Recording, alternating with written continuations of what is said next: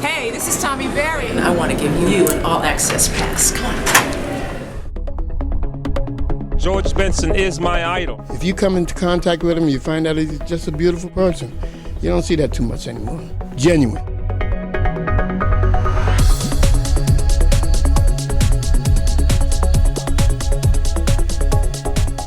I've been a George Benson fan since I was in the second grade. One of the greatest entertainers of all time, and he happens to be a really good friend of mine. Genius of music, that he's the ultimate entertainer.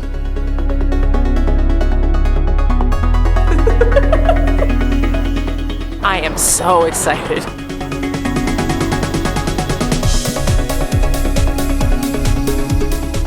Join me for the George Benson experience. George Benson was brought to Atlanta by Entertainment Cruise Productions and the Smooth Jazz Cruise. We had a chance to sit down with their executive director, Michael Lazaroff. We've been trying to get George on the cruises forever, and George didn't cruise. And it really was about 16 or 17 months ago at the Sea Breeze Jazz Festival. It was the morning before George was to play. I just walked into this bar. It was about 11 o'clock in the morning, and there he was, sitting there with his son. So I took the opportunity, and we actually sat down, and he knew everything about the cruises. But it was that face-to-face, that then you're one-on-one, and then I kept going and going. And then once he agreed to do our cruises, now we've done a bunch of shows with him. My name is Michael Lazaroff, and I run the Smooth Jazz Cruise. We are showcasing some of our tremendous talent for the Smooth Jazz Cruise 2013.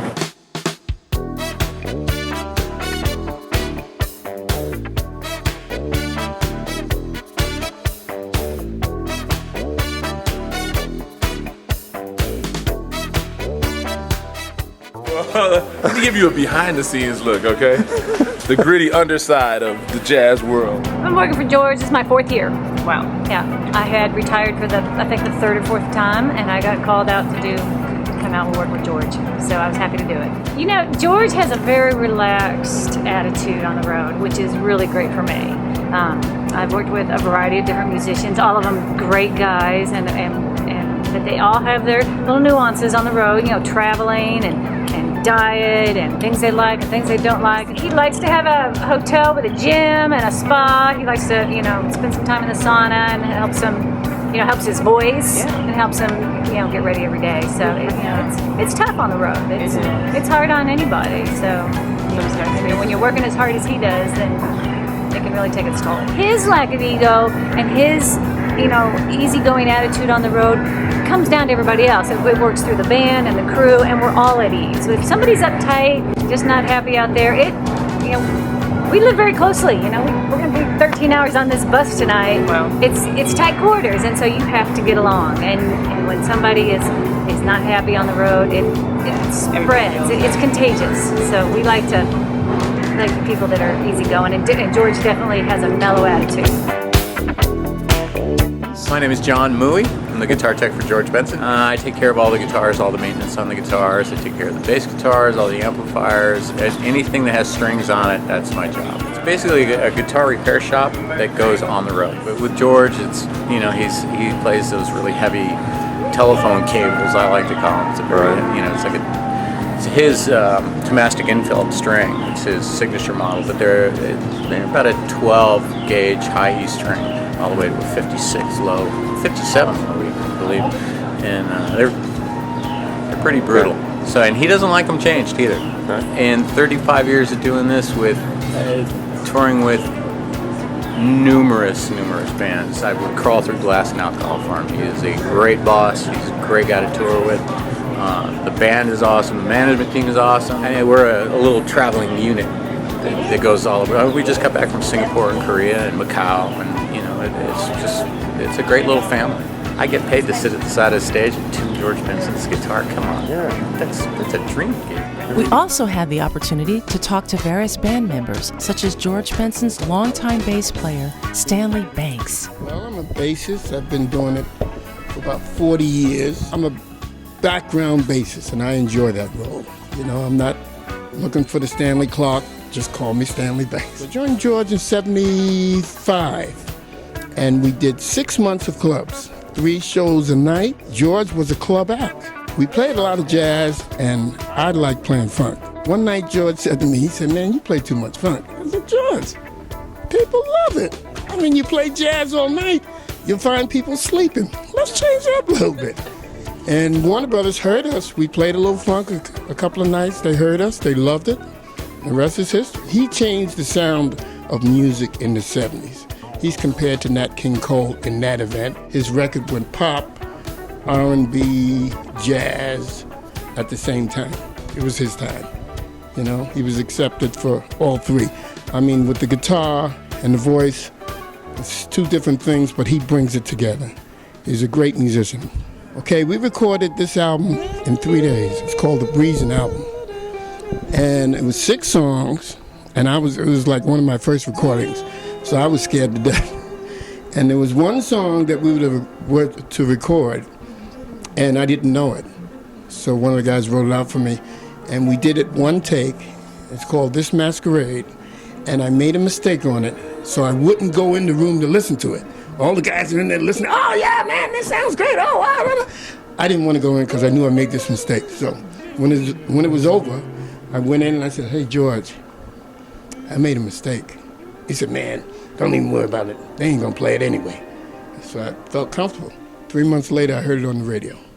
So that's the song that changed his life. And I'm not gonna tell you where the mistake is.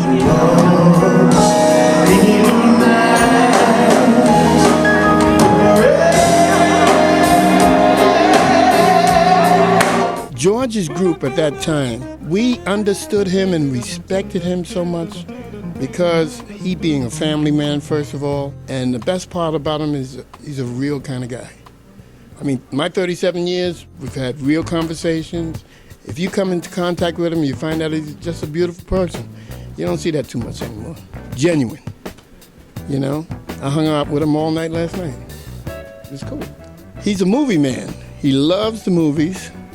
It doesn't take much to make him happy. He can make a great day out of, he's not one of those guys that complains. I knew him before he had this money, this fame. And he was the same guy. As far as guitar players, you know, it's hard to find one better. As far as vocalists, it's hard to find one better. He's put the 2 together. He's studied all the people before him. I've been playing with George for 37 years, and I've realized what he's been doing for 37 years that I've been here. He's always been studying. He's always studying. He's got some stuff that he has never played in public. He calls them formulas. You know, he works on them, he walks on them, and he'll say, Stanley, you know what? I just pulled out formula number so-and-so. I said, why don't you play it tonight? Oh, I'm still working on it. He's a master. We've been seeing wonderful crowds. It amazes me, the reaction of the people. But then it doesn't amaze me because the musicianship within the group is very, very positive. We are absolutely ecstatic to be here tonight. We've got good neighbors, good friends, and we're just looking forward to a wonderful evening with George Benson. I am so excited to be here to see Joey Somerville and George Benson. It's my birthday, and I'm with George Benson and Joey Somerville. He's that dude. You know, George Benson he's one of the few jazz rock, you know, like a real rock star. He's always been a really just, you know, genuinely kind, you know, gentlemanly person. And I met Mr. Benson again when I did Seabreeze Jazz Festival a couple years ago. And I gave him one of my, I was like straight groupie. I was like, hey, Mr. Benson, love your work, blah, blah, blah, blah. Here's one of my albums. Like, he said, I listened to it, young man. I said, okay, great. So, but now, you know, full circle, so I'm getting to open for him, and I'm excited about it. It's going to be fun. It's going to be fun. Atlanta's own, Joey Somerville.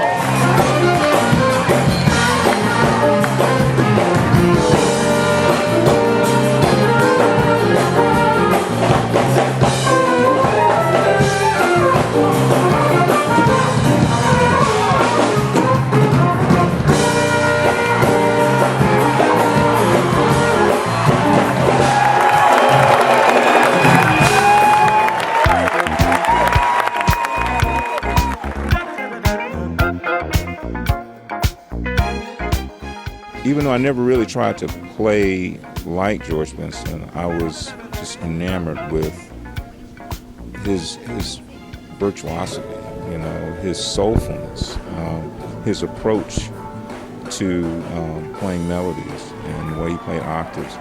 And, you know, he was kind of the pioneer for, I hate to say the smooth jazz movement, but guitar players doing contemporary jazz and being out front as leaders. It was him that established that voice and set the precedent, set the bar so high. And when I heard him, you know, I said, man, that's what I want to do. I want to, you know, put the guitar out front like that and have that kind of voice. So he was a huge influence on me. I mean, absolutely huge. And my first time seeing him was in 1977 when he came to Birmingham. It was right around the Breezin album's release in that tour. And I was about 10 rows from the front, and my mouth was on the floor the whole time. And he had such confidence and what we call swagger now, you know, just like, you know, I got this, and just blazing through lines. And it was a defining moment for me as a guitar player. I was like, I want to do that. And I've never gotten to that level of greatness, but, you know, it was always a goal to have just met him. Talked to him, a very emotional moment for me, and very special. You know, it's like all the people I met in my career, that was probably the most important meeting for me.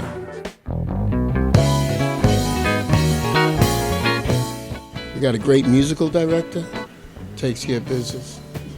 David Garfield, ever heard of him? I've been with George on and off since 1986.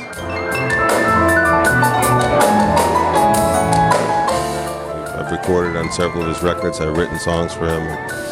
We toured with him. This version of the band right now is very tight. We've been playing together for several years, and every year we take it to a new level. You know, when you have the same members day after day, year after year, you get a familiarity, and you can build on that. You know, and get a chemistry. You have a way of communicating, understanding each other.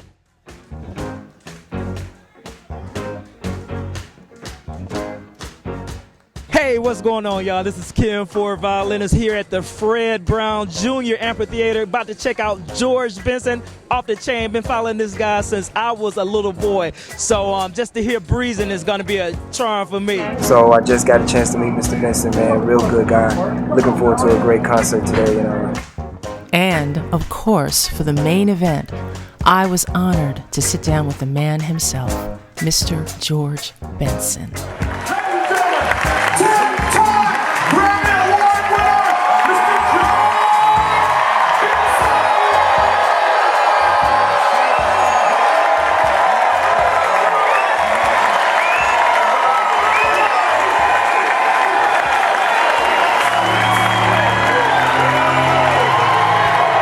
What's the process that you go through to get ready for your performances on a regular basis? Well, first of all, when they tell me, no matter how many months in advance, that I have a job to do anywhere in the world, my mind is on that stage already. I'm already setting up in my mind what I'm going to do when I get to that particular venue in that part of the world. And I'm all over the world all the time. We go from Bahrain to Moscow to Singapore, Australia, New Zealand, Hong Kong, and we do that kind of thing all the time. So I've gotten used to that way of life, and I see it as it's going to be an international life from now on. So I have to relate to the world as a whole. I don't think about a particular stage, any particular where in the world. I think about the world as a whole, and wondering if what I'm playing is appealing to the world as an overall.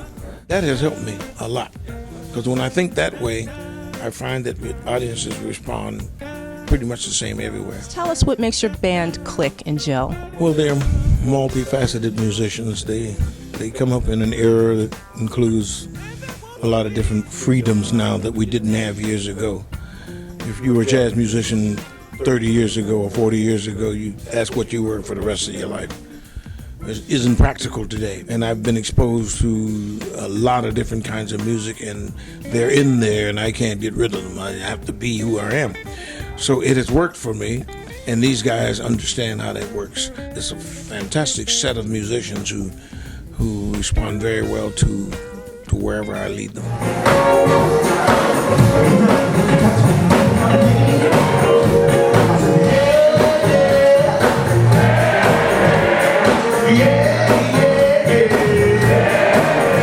Who do you admire most musically? Well, Nat King Cole was my great influence years ago.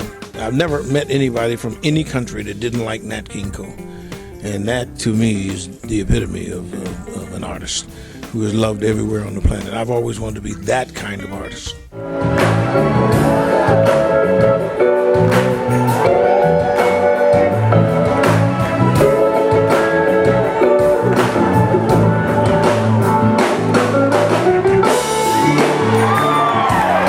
Doesn't make any difference where we are. To me, I'm playing to the same audience every night. I see lights in front of me, I see people everywhere, and I have to make them stand up and show that they appreciate what we came to do, and they usually do every night.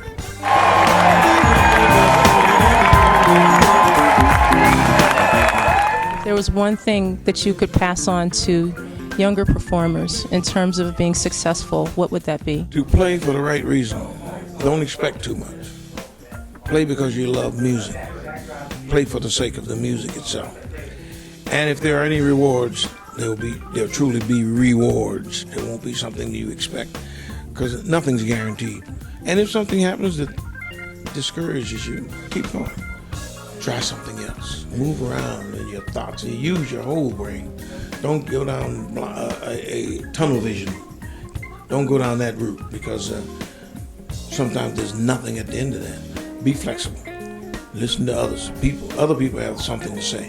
I find by listening to others, I gain more. I borrow from them. I used to call it stealing. I changed that to borrow. It sounds better. Barney Kessel, Jim Hall, Kenny Burrell, Wes Montgomery, Grant Green. I remember the days when I hunted them down and listened to them play all through the night. Hours, 4 or 5 hours, 6 hours at a time. And I thought about all the things I borrowed from them. So it's like a school. Now, if I become one of the classes in that school, I think it's a good source. He influenced me quite a bit, just truly. His whole approach to the instrument is very unique. He's probably pretty much the greatest guitar player I've ever heard. He's one of the greatest entertainers of all time, and he happens to be a really good friend of mine. I had actually achieved the #1 status, the #1 jazz guitar player in America. I had already achieved that in my late 20s. And so I was in the studio, and we were doing Moody's Mood for Love the first time, not the version that won the Grammy later. And I said, hey, bring the microphone here, man. I want to try something while I'm doing the guitar. And I started doing the guitar with the vocal. And the guys in the band, they said, boo, boo, boo. And the engineer said, the producer said, George, that's not going to work, man. Let's do something else. And then years later, we did it, and it became a smash. But actually, my singing career started as a little boy, little George Benson. I was working in nightclubs as a singer when I was 7 years old. I made records as a singer when I was 10 years old for the biggest record company in the world, RCA Victor. So I had a career long before that. And when I recorded the record, This Masquerade, people said, your song's a lot like Stevie Wonder. I said, well, first of all, I can't say that I didn't borrow something from Stevie. But Stevie Wonder was 3 years old when I made my first record. People don't know these things, but that's the truth of it. We hope you enjoyed this behind-the-scenes glimpse of the legendary George Benson. Feel free to share it with your friends, and please join us next time on Best of Atlanta Concerts TV for your all-access pass.